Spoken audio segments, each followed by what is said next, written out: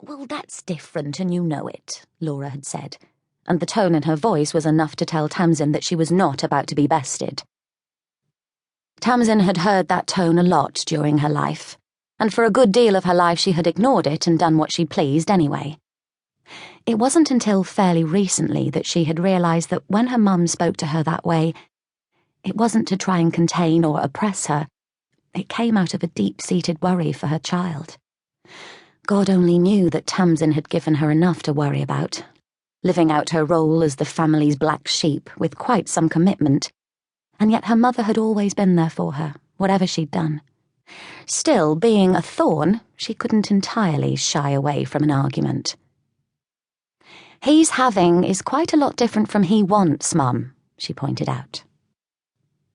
"Well, Alex wants you all there," Laura said, "and Ruan would never say no to Alex about anything."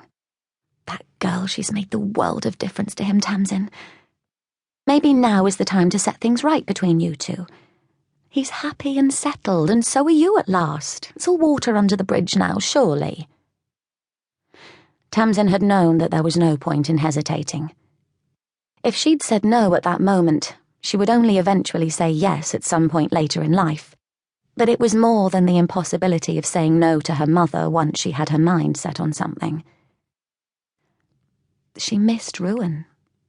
She regretted what had happened, and that was why she had left her highly successful and fashionable life in Paris and travelled all the way to Cornwall to wear a shop-bought, off-the-peg bridesmaid dress which her sisters had gleefully told her entailed puff sleeves and, God forbid, a great big bow.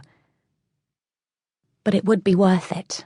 It would all be worth it, if she could know that Ruan had forgiven her. It was time, more than time, to make amends to her brother. There was only one very slight obstacle standing in their way. It just so happened that, in keeping with the family tradition, Ruan and Tamsyn Thorne were two of the most stubborn people ever to be related to each other in the history of mankind. "You can drop me here," Tamsyn told the cabbie as they reached the top of the town.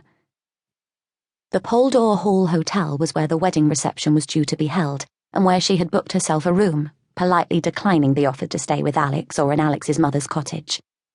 According to Kira, Alex's mum, Gloria, was something of a force of nature. The hotel was situated high on the hill overlooking the estuary with views out to sea, and only a couple more minutes' drive away. Tamsyn was already late for the family dinner in the Silent Man, however, and she knew from experience that walking the steep and narrow streets of Poldore was always much quicker than trying to drive them. She was nervous enough about the prospect of being back in the fold of the whole family once again, and turning up late could easily be misconstrued as something old Tamsyn would have done, the girl who didn't care about anyone or anything, including herself. "You sure? You're really coming down out there now." The cabbie peered out of his window, as if rain rather bemused him. "Seems like no one told the weather is meant to be June. Forecast says it's going to rain like this for a week. There are even flood warnings in place, and they reckon it's going to get really bad tonight. Just hope the flood defence is old." "Shame," Tamsyn said, smiling briefly as she handed him some cash. "Not exactly wedding weather, is it? Still, whatever doesn't kill you makes you thornier." She smiled at what had become the unofficial Thorne family motto. "Or gives you a nasty cold," the cabbie smiled at her. "Enjoy your stay in beautiful Poldore." "Enjoy is probably not exactly the right word," Tamsyn muttered to herself as she slammed the car door shut and the cab pulled away. Well, this was it. There was no turning back now. It was time to face the music.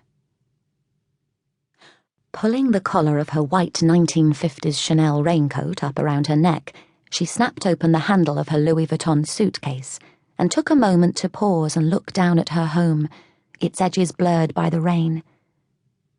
It almost seemed as if the moment she stepped out of the cab, she'd stepped back in time, and she felt exactly the same as she had as a teenager, kicking against the constraints of her Cornish life, desperate to break out. She couldn't wait to be free. Hunching her shoulders against the rain, Tamsyn set off.